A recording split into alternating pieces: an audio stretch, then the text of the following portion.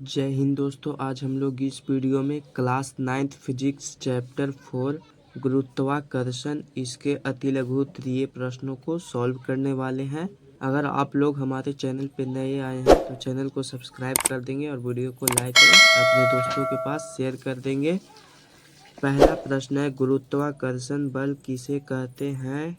इसका उत्तर लिखेंगे कि जिस बल के कारण वस्तुएं एक दूसरे को आकर्षित करती है उसे ही गुरुत्वाकर्षण बल कहते हैं। यानी कि वह एक प्रकार का बल होता है गुरुत्वाकर्षण, जिसके कारण ही वस्तुएं होती हैं जो कि एक दूसरे को आपस में खींचती रहती है, यानी कि आकर्षित करती है। अगला प्रश्न है, गुरुत्वाकर्षण नियतांक का मान लिखें। तो देखिए यहाँ पे गुरुत्वाकर्षण नियतांक यानी कि जिसे जी कहा जाता है, तो जी का मान होता है 6.67 गुना 10⁻⁻11 न्यूटन मीटर स्क्वायर प्रति केजी स्क्वायर। तो आप लोग लिख लेंगे।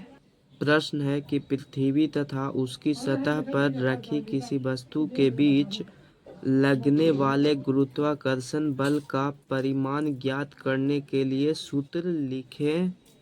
देखिए यहाँ पे फॉर्मूला हो जाएगा F=G पूर्णांक mm/r²। तो यहाँ पे देखिए F बल है और G नियतांक है और m ये जो ऊपर दिया गया है वह है m पहला वस्तु का द्रव्यमान और m छोटा वाला है वह है दूसरे वस्तु का द्रव्यमान, और नीचे जो r² दिया गया है यानी कि r होता है वह दोनों वस्तुओं के बीच की दूरी। तो इसी फॉर्मूला से ही ज्ञात किया जाता है दो कणों के बीच का गुरुत्वाकर्षण बल। अगला प्रश्न है कि यदि दो वस्तुओं के बीच की दूरी को आधा कर दिया जाए तो उनके बीच गुरुत्वाकर्षण बल किस प्रकार बदलेगा? इसका उत्तर लिखेंगे कि गुरुत्वाकर्षण बल 4 गुना हो जाएगा। 5 नंबर प्रश्न है कि पृथ्वी और चंद्रमा एक दूसरे को गुरुत्वीय बल से आकर्षित करते हैं। क्या पृथ्वी जिस बल से चंद्रमा को आकर्षित करती है वह बल उस बल से जिससे चंद्रमा पृथ्वी को आकर्षित करता है बड़ा है या छोटा है या फिर बराबर है? बताइए क्यों। इसका उत्तर लिखेंगे कि ये दोनों बल क्रिया प्रतिक्रिया बल है, अतः न्यूटन के तृतीय गति नियम से एक दूसरे के बराबर होंगे। यानी कि न्यूटन का तृतीय गति नियम कहता ही है कि प्रत्येक क्रिया के बराबर विपरीत प्रतिक्रिया होती है, उसे ही कहा जाता है न्यूटन का तृतीय गति नियम। तो इस प्रकार से ये दोनों बल जो लग रहे हैं वे न्यूटन के तृतीय गति नियम का पालन कर रहे हैं। अगला प्रश्न है, पृथ्वी तथा किसी वस्तु के बीच के गुरुत्वाकर्षण बल को हम क्या कहते हैं?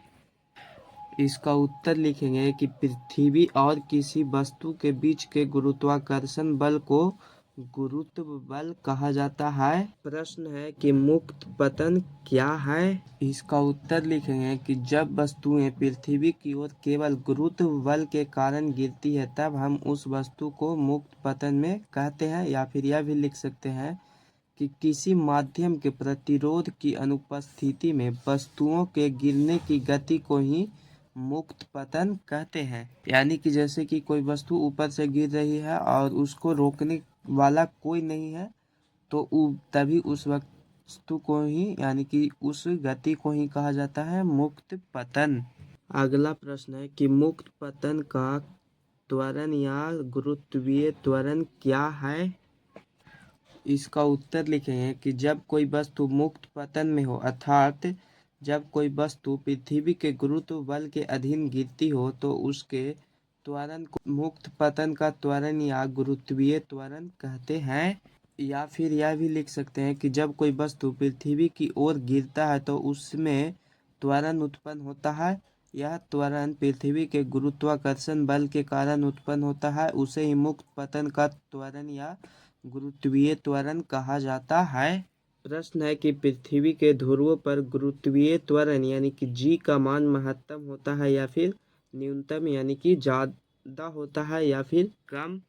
इसका उत्तर लिखेंगे कि पृथ्वी के ध्रुवों पर जी का मान महत्तम यानी कि ज्यादा होता है 10 नंबर प्रश्न है कि कमानीदार तुला से किसी वस्तु का क्या मापा जाता है। इसका उत्तर लिखेंगे कि कमानीदार तुला से किसी भी वस्तु का भार नापा जाता है, यानी कि उसका वजन मापा जाता है कि वह कितना केजी का है। अगला प्रश्न है कि एक कागज की शीट उसी प्रकार की शीट को मरोड़ कर बनाई गेंद से धीमी क्यों गिरती है। इसका उत्तर लिखेंगे कि वायु का प्रतिरोध कागज की गेंद की अपेक्षा कागज की शीट पर अधिक होता है, इसीलिए गेंद की अपेक्षा शीट धीमी गिरता है। उदाहरण के लिए मान लीजिए कि जैसे कि हमने एक हल्की वस्तु को ऊपर से गिराया और एक भारी वस्तु को ऊपर से नीचे की ओर फेंका, तो आप लोग देखते होंगे कि जो भारी वस्तु होगा वह जल्द ही नीचे गिर जाता है और जो हल्का वस्तु होता है वह थोड़ा सा टाइम लेकर यानी कि धीरे धीरे नीचे की ओर गिरता है। तो ऐसा इसलिए होता है क्योंकि हल्का वस्तु जो होता है उसमें वायु उसका प्रतिरोध करता है, यानी कि उसको रोक के रखता है, किंतु जो भारी वस्तु होता है वह वायु उस वस्तु से अधिक होता है, जिसके कारण उस वस्तु को रोक नहीं पाता है और अतः वह वस्तु जल्द ही नीचे की ओर गिर जाता है, भारी वस्तु। अगला प्रश्न है कि किसी वस्तु के द्रव्यमान, उसके भार और गुरुत्वीय त्वरण में क्या संबंध है। तो ये देखिए, ये रहा संबंध। वस्तु का भार इक्वल टू होता है वस्तु का द्रव्यमान गुना गुरुत्वीय त्वरण, यानी कि वस्तु का द्रव्यमान और गुरुत्वीय त्वरण को जब हम लोग गुना करेंगे तो वही आएगा वस्तु का वजन के बराबर होता है। तो यही संबंध है, आप लोग लिख लेंगे। प्रश्न है कि एक पिंड का द्रव्यमान 40 केजी है। यदि पृथ्वी पर गुरुत्वीय त्वरण 10 मीटर प्रति सेकंड स्क्वायर हो तो पृथ्वी पर इसका भार क्या होगा। तो देखिए यहाँ पे भार निकालना था हमें, तो भार फॉर्मूला होता है भार इक्वल टू द्रव्यमान गुना गुरुत्वीय त्वरण। तो इसका वजन था 40 केजी और गुना इसका गुरुत्वीय त्वरण था 10 मीटर प्रति सेकंड स्क्वायर। तो जब इन दोनों को मल्टीप्लाई करेंगे तो हो जाएगा 400 केजी मीटर प्रति सेकंड स्क्वायर आ गया। तो यहाँ पे चूंकि भार है तो भार को हम लोग न्यूटन में मापते हैं। यहाँ पे पोस्ट में लिखा भी गया है कि भार को हम लोग न्यूटन में मापा जाता है। तो यहाँ पे इसका आंसर हो जाएगा 400 न्यूटन। तो आप लोग समझ गए होंगे। अगला प्रश्न है कि एक पिंड को पृथ्वी से चंद्रमा पर ले जाया जाता है, क्या उसका पहला द्रव्यमान और दूसरा भार बढ़ता है या घटता है या अचर रहता है। इसका उत्तर लिखेंगे कि पिंड का द्रव्यमान अचर रहता है, यानी कि ना ही बढ़ता है और ना ही घटता है, किंतु जो पिंड का भार होता है यानी कि उसका जो वजन होता है वह घटता है। तो आप लोग लिख लेंगे। 15 नंबर प्रश्न है कि दाब क्या है। दाब का SI मात्रक लिखें। इसका उत्तर लिखेंगे कि किसी पृष्ठ या सतह के एकांक क्षेत्रफल पर लगे हुए बल को दाब कहते हैं, या फिर यह भी लिख सकते हैं कि प्रति एकांक क्षेत्रफल पर लगने वाले बल को दाब कहते हैं। इसका SI मात्रक होता है न्यूटन प्रति मीटर स्क्वायर। अगर आप लोग अभी तक चैनल को सब्सक्राइब नहीं किए होंगे तो सब्सक्राइब कर देंगे और वीडियो को अपने दोस्तों के पास शेयर कर देंगे। अगला प्रश्न है कि प्रणोद से आप क्या समझते हैं। इसका SI मात्रक क्या होता है। इसका उत्तर लिखेंगे कि किसी पृष्ठ या सतह के लंबवत लगे हुए बल को प्रणोद कहते हैं। इसका SI मात्रक न्यूटन होता है। तो आप लोग लिख लेंगे। अगला प्रश्न है तेज धार वाली कैंची से कपड़ा कम बल लगाने पर भी क्यों कट जाता है। इसका उत्तर लिखेंगे कि तेज धार वाली कैंची की धार तेज होती है। यह कह सकते हैं कि उसकी सतह का क्षेत्रफल कम होता है और बल लगाने पर अधिक दाब उत्पन्न करता है और काटने में आसानी होती है। अतः कम बल लगाने पर भी तेज धार वाली कैंची से कपड़ा कट जाता है।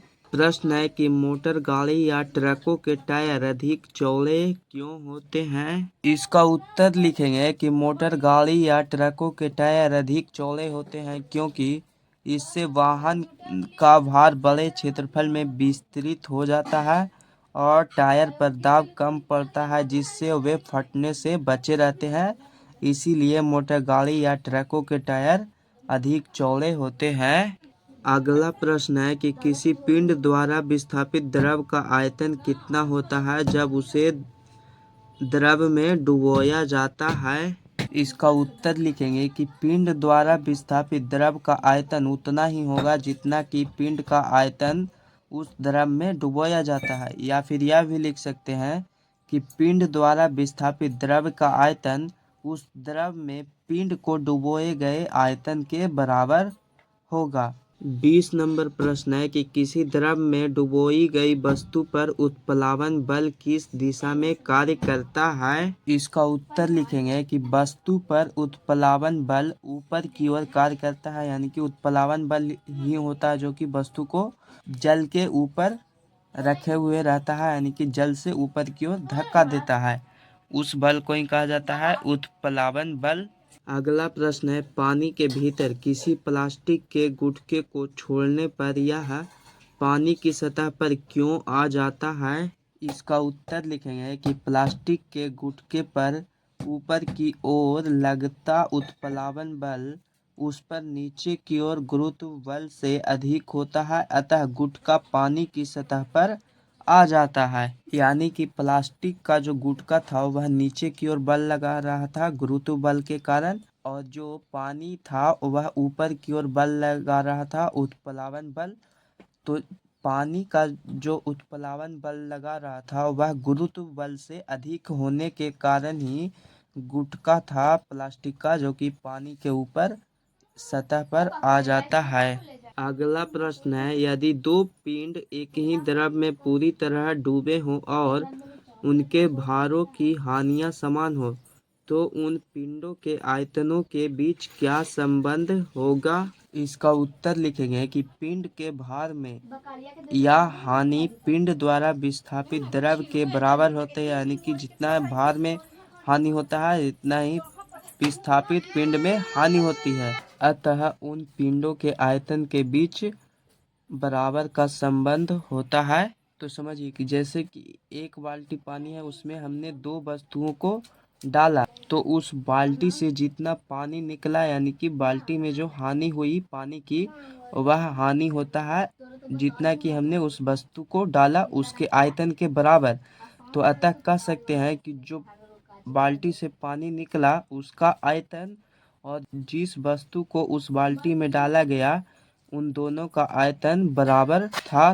तो यही संबंध है, आप लोग इसे अच्छे से समझ गए होंगे। प्रश्न है कि अपेक्षिक घनत्व का मात्रक क्या होता है। इसका उत्तर लिखेंगे कि अपेक्षिक घनत्व का कोई भी एसआई मात्रक नहीं होता है। अगला प्रश्न है किसी पदार्थ के अपेक्षिक घनत्व उसके घनत्व और पानी के घनत्व में क्या संबंध है। इसका उत्तर लिखेंगे कि किसी भी पदार्थ या तरल का अपेक्षिक घनत्व उस पदार्थ के घनत्व और जल के घनत्व का अनुपात है।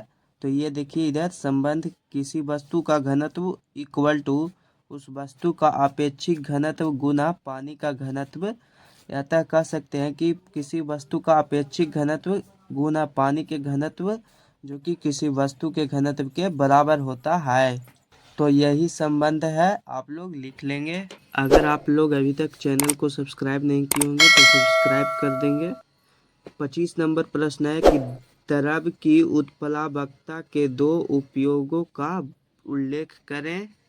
तो देखिए उत्प्लावन बल का उपयोग तो पहला जहाज का पानी पर चलना, यानी कि जहाज होता है वह पानी पर चलता है उत्प्लावन बल के कारण ही।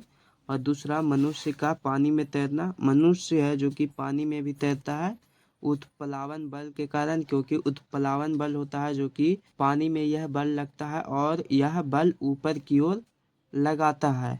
लास्ट इसका 26 नंबर प्रश्न है कि पास्कल का नियम क्या है।